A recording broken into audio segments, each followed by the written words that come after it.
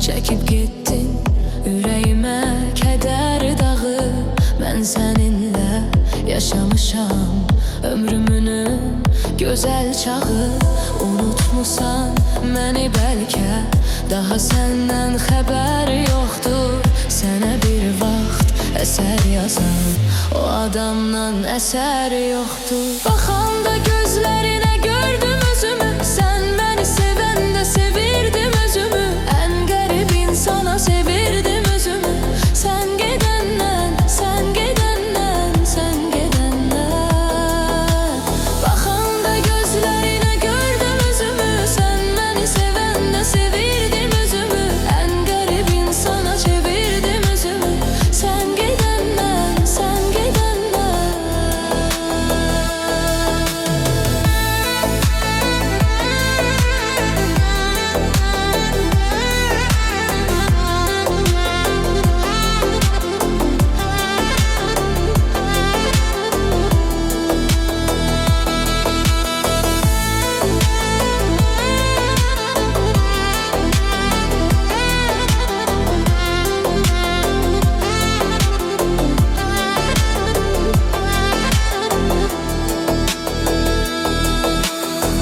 Sənə bir vaxt eser yazan o adamdan eser yoktur.